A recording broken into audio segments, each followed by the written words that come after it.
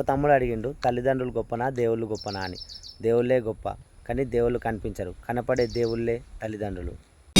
భగవంతుడు ఎక్కడో శంఖచక్రాలతోనో త్రిశూలాలతోనో దేవాలయంలో ఉండడు.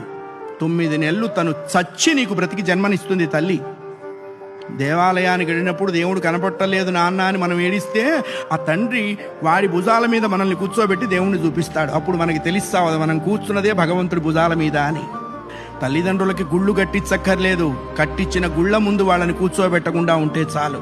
అది నేర్చుకోవాలి. మనం బ్రతికుండగా వాళ్ళ నాథాశ్రమాల్లో ఉండటం ఏంటండి? ఇంకంతకంటే పాపం ఏదైనా ఉందే? కాశీలో యజ్ఞం చేస్తే వస్తుందా? రామేశ్వరంలో అన్నదానం చేస్తే వస్తుందా?